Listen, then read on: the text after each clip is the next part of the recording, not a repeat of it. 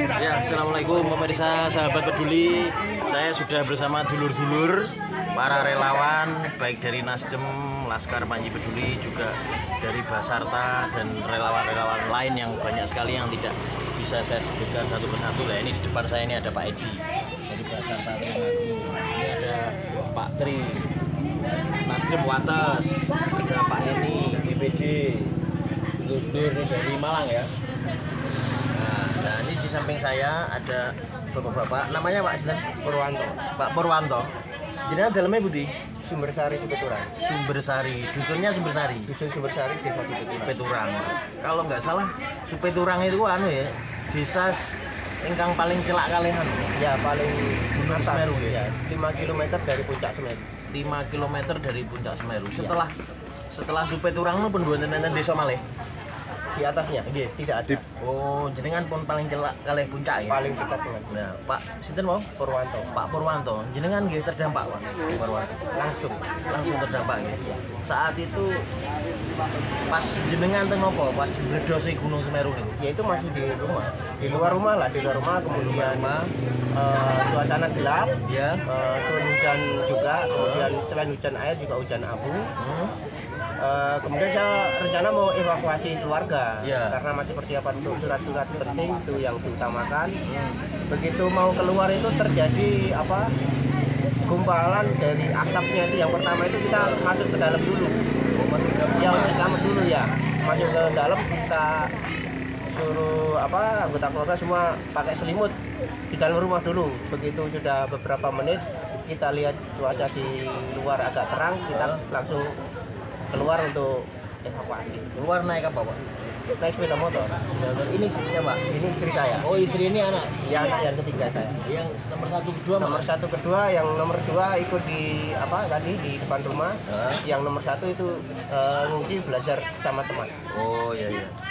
Berarti Bapak keluar itu abunya belum turun ya? Sudah turun. Yang pertama kali turun itu kita langsung masuk dulu karena masuk ke rumah itu. Saya itu berapa waktu masuk setelah turun pertama itu masuk ke rumah berapa menit, berapa jam?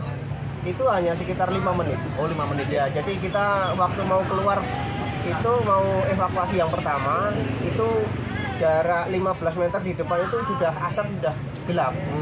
Terus kita masuk ke rumah, kita selamatkan diri dulu, kita pakai selimut. Setelah 5 menitan kita lihat cuaca di luar sudah terang, kita keluar untuk evakuasi paling dekat dulu untuk yang memungkinkan selamat, aman. Kemudian setelah selang setengah jam kemudian itu gelombang berikutnya muncul dan itu terus berulang. Jadi setelah itu jenengan langsung turun ya? Iya, langsung turun. Terus Pak setelah turun jenengan sudah lihat lagi rumah jenengan? Sudah. Gimana keadaannya? Ya sudah tidak bisa ditempati. Sudah bisa ditempati ya. Itu kira-kira berapa meter tumpuan pasirnya? Kalau abu dan pasir itu rumah intinya sudah menutup pintu. Oh, sudah menutup pintu. Kita mau masuk sudah tidak bisa. Kemudian kemungkinan kalau terjadi hujan deras, kalau tidak banjir, hujan di bawah maksudnya di pemukiman, mungkin itu akan berkurang. Tapi kalau hujan dari atas di puncak sana terjadi banjir karena permukaan lava kemarin yang turun itu sudah hampir sama dengan tanggul kita. Itu kalau sampai meluap ya sudah, ini pemukiman sudah tidak bisa ditempati lagi. Tapi kalau ini masih lewat jalannya ya mungkin ini masih di kemudian hari, tidak tahu kapannya, mungkin masih bisa direhabilitasi kemudian ditempati mungkin begitu. Tapi kalau tidak mau hujan ya mungkin relokasi mungkin yang memungkinkan tempat ya. Tanda-tanda Pak, tanda-tanda awal ketika panjenengan mengetahui ini ada guguran awan panas atau banjir lahar gitu. Apa tandanya, Pak? Kalau kemarin itu kita hanya melihat ke atas kemudian ke arah barat. Ya, karena kita di sisi timur kan, kita melihat ke arah barat itu kok di sana gelap. Kemudian asapnya itu selain putih, yang bawah itu berwarna kemerahan. Kalau berwarna kemerahan yang bawah berarti otomatis itu lava yang turun kan. Ya, mungkin tanda-tanda letusan, cara letusan atau kalau letusan jelas letusan gunung berapi sama petir. Petir ya. Selama beberapa menit, beberapa jam itu petir itu bersautan Kalau menurut teman-teman yang berada di sini, petir itu dari segala penjuru itu kayaknya saling terhubung gitu. Saling nyaut ya, saling terhubung. Terfokus di satu puncak itu ya. Itu maksudnya H-1 nggak ada. Nggak ada tanda-tanda sama sekali. Jadi biasanya kalau di pelajaran itu mungkin ada binatang dari hutan turun, itu nggak ada sama sekali. Tidak ada sama sekali. Terus menurut dari Badan Meteorologi katanya salah satu pemicu erupsi atau letusan itu karena hujan yang terus menerus. Memang sebelumnya terjadi hujan. Kalau erupsi, kalau lavanya saya rasa bukan karena hujan, tapi kalau erupsi mungkin ya di puncak. Karena memang sini kan ini sekarang sudah bulan Desember, hujan juga intensitasnya mulai tinggi di puncak terutama. Karena kadang di pemukiman itu tidak hujan, cuaca panas gini tapi di atas itu gelap, itu kita waspada. Karena di atas kemungkinan kalau hujan besar, otomatis lahar dingin itu yang bahaya, gitu Pak. Jenengan pun ngalami ping pinten?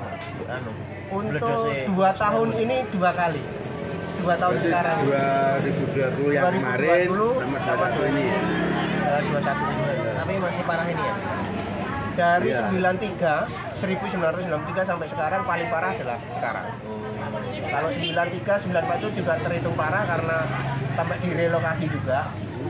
Tetapi guguran lavanya, kemudian akibat yang ditimbulkan setelah lava turun itu juga paling parah sekarang. Sampai rumah-rumah itu banyak yang ini. Terus harapannya Pak Purwanto, mumpung ini ditayangkan, apa Pak harapannya kepada pemerintah atau kepada pihak manapun? Ya, kami harapkan untuk seluruh pihak yang terkait yang berwenang dalam hal ini penanganan di bencana di Gunung Semeru, kami cuma berharap perhatiannya lebih kepada kesehatan kami. Juga satu itu. Kedua, kalau sehari-hari kebutuhan sehari-hari kita sudah banyak yang sudah dibantu ya. Sudah dibantu dari berbagai macam pihak, kemudian mungkin dari luar bisa lewat transfer atau apa. Maksudnya dirupakan dalam satu organisasi ditransfer, kemudian dari organisasi itu di barang, diwujudkan barang. Tapi di kedepannya itu kalau memungkinkan itu masih bisa direhabilitasi tempatnya. Saya rasa lapangan pekerjaan, karena kami di sini adalah mayoritas itu petani dan pekebun. Kalau kita lihat itu lahannya yang 2-3 tahun kemudian kita sudah harapkan hasilnya itu sudah tidak bisa dipanen lagi. Apalagi akses untuk menuju kota Lumajang kan sudah terputus.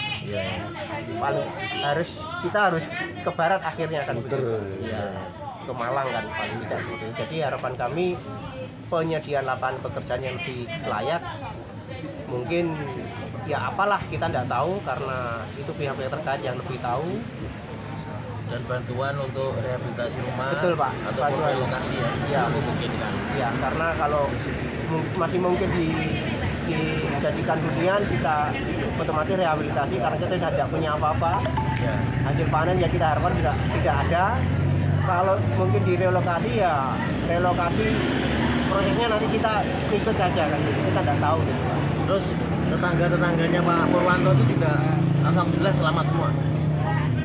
Ada beberapa korban jiwa, jadi mayoritas selamat, jadi 90% selamat, 90-95%. Kalau kemarin ada yang kerja, kemudian tidak tahu terjadi itu, dia larinya ke arah utara, kemudian sementaranya ada 3 orang dari warga sekitar kami itu menjadi korban karena asapnya saja.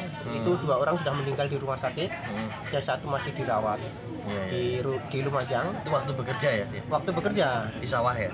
Dia motong kayu. Ya, motong kayu, kan pedagang kayu gitu. Dia motong kayu, ada letusan, karena untuk kembali ke selatan tidak memungkinkan, dia akhirnya larinya ke utara. Ke utara itu malah menjemput. Nah, ke utara itu asap ini setelah kena angin ke selatan sebentar, dia balik ke utara. Lava yang panas itu, asapnya itu banyak yang ke utara kan. Sementara itu yang jadi korban jiwa, dan masih ada beberapa yang belum ditemukan memang teman kami ya. Untuk Beturang. Ya, di dusun kami sendiri itu masih beberapa belum ditemukan. Kita juga masih komunikasi dengan tim relawan, tim SAR untuk untuk segera bisa menemukan apakah sudah mengungsi atau gimana, kita masih belum ada kabar ini. belum ada. Pemirsa sahabat peduli, tadi setelah saya ngobrol dengan Pak Purwanto, salah satu keluarga yang terdampak erupsi Semeru, saya saat ini bersama dengan Bu Kades, istrinya Kepala Desa Supiturang. Assalamualaikum Bu. Ya, saya Nur Hadi Bu. Ya, Bu Kades sehat ya? Alhamdulillah. Bu Kades, ini saat letusan terjadi itu Ibu Kades ada di mana? Dan sama Pak Kades? Pas di luar rumah, di balai desa atau pas di mana? Pas itu di luar rumah. Di luar rumah. Cuma saya ngungsi di luar. Kabur duluan saya, Pak. Oh. Tapi ada Pak Kades yang masih warga.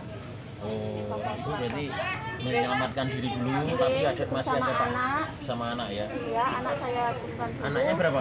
2, Pak. Oh, 2. Pak Kades masih ngatur warga untuk ngungsi. Iya. Sampai hari ini, mohon maaf untuk korban dari warga desa Supiturang ada berapa orang yang meninggal dunia? Yang Curah Koboan ada 7 orang. Curah Koboan 7 orang. Di sini ada 5. Kemarin dari rumah sakit yang ada yang meninggal, jadi 5 ini. Terus yang di rumah sakit masih 3. Juga masih dirawat. Ya. Berarti total yang meninggal ada 12 ya? 12. Termasuk yang ditemukan tadi pagi, Bu. Ada info tadi pagi di Curah Koboan. Tadi pagi Tapi belum. kategori masih Mr. X. Iya, Ah. masih belum ketahuan Pak, karena Iya. ada orang Malang, Iya. juga ada sumber urip aja. Oh, betul. Soalnya pas menggali itu kan manual Pak. Iya, betul. Terus kalau dari warga Supiturang ada nggak yang sampai sekarang masih belum ditemukan? Ada Berapa orang? 2 orang, Pak Marti sama Pak Rahman. Masih sama Pak Roman itu belum diketahui di mana gitu ya? Iya, posisinya belum diketahui. Ini sudah dilakukan ini penggalian di rumahnya? Di rumahnya, Pak. enggak, waktu posisi itu pas di sungai Pak. Oh, pas di sungai. Iya. Oh, beliau pas di sungai ya? Iya, jadi truk pasir. Biasanya kalau manual itu ada 3 orang, 4 orang yang menggali pasir. Pasir. Nah itu sama supirnya juga. Kalau satu sudah ketemu yang namanya Pak Yudi. Itu selamat. Selamat, alhamdulillah ditemukan di rumah sakit Pasirian. Iya, iya. Kalau yang 3 Pak sopir sama kedua Pak Rahman tadi sama Pak Marti belum ditemukan. Pak Roman berarti mungkin saat menggali pasir itu ya lahar datang gitu ya? Iya. Terus lari, pas itu saat itu mungkin ada di tengah. Posisinya nggak bisa. Kalau Pak Yudi itu kemungkinan nggak. Alhamdulillah. Mungkin sudah takdirnya. Kalau yang 2 belum. Belum diketahui. Terus warga itu berarti semua mengungsi atau sudah ada yang sebagian kembali ke rumah? Ada sebagian di rumah Pak yang dusun Supiturang. Kalau yang 2 dusun mengungsi. Oh, yang dusun Supiturang itu relatif ringan dampaknya? Iya. Hanya sebagian yang mengungsi. Ya, sebagian ya. Tapi kalau Bersari sama Curah Koboan itu mengungsi semua ya? Sumber Sari sama Gumuk Mas. Sama Gumuk Mas. Gumuk Mas. Iya. Kalau Curah Koboan kan sudah di sana ya? sedang sungai. Terus ini Bu Kades, untuk terkait bantuan-bantuan yang datang ini sudah diterima warga semua ya kan? Kelihatannya alhamdulillah saudara-saudara kita cukup banyak yang datang membantu. Alhamdulillah sudah. Itu kemarin mulai hari pertama tanggal 1 itu ada Pak. Tapi tetap masih ditampung di balai desa. Terus hari kedua mulai disalurkan dan saat ini itu tadi ada penyaluran semua RT. Ada 14 RT 3 dusun. Jadi semua ini datang ngambil itu atau Enggak, diantarkan ke rumah Pak RT. Terus untuk yang utamanya yang agak parah di Sumbersari ya Bu, itu sepertinya masih bisa nanti direhabilitasi atau mungkin harus relokasi ya menurut? Kalau menurut saya ada yang direnovasi, ada ya. Tapi katanya ada warga lah bilang kalau nggak mau dibangun di situ sudah trauma. Oh, ada yang sudah trauma ya? Iya. Ya pemirsa, ini tadi ngobrol-ngobrol sekilas dengan Ibu Kades Supeturang yang beliaunya alhamdulillah sangat peduli dan beberapa kali juga datang ke posko kami untuk ikut membantu menyiapkan makanan dan juga memilah-milah pakaian. Alhamdulillah inilah bentuk wujud dari pemimpin yang amanah, pemimpin yang merakyat, yang selalu peduli dengan warganya.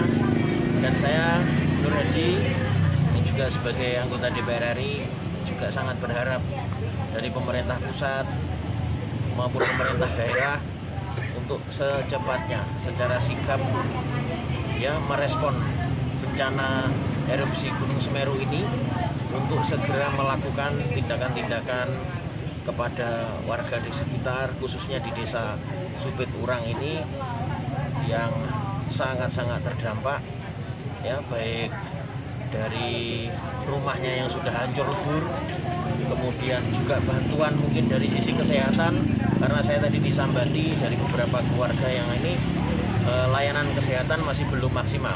Tetapi kalau bantuan dalam bentuk sembako, barang, alhamdulillah sudah mencukupi. Jadi bantuan berupa pemeriksaan kesehatan ini yang perlu diintensifkan, ya.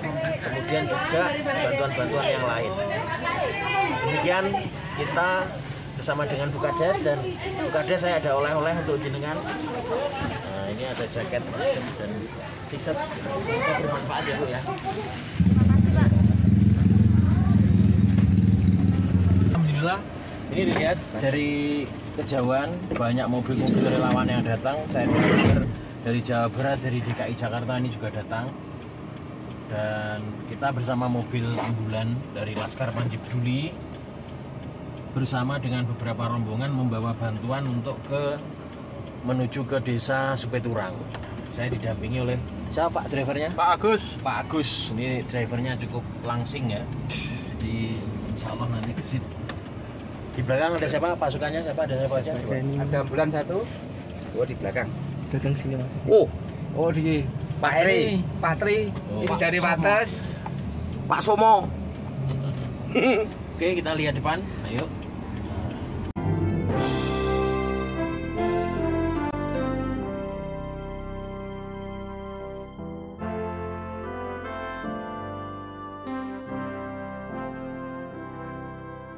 Negeri tumpah darahku, Nusa elok rupawan, warna-warni budaya, cintaku selalu bagai kami di sini. Bersatu dalam cita, dari pelosok penjuru, ku bela bangsaku. Masyarakat khususnya RT 0, RW 05, RT 14 mengucapkan banyak terima kasih atas bantuan Bapak. Mudah-mudahan ini bisa bermanfaat untuk warga kami.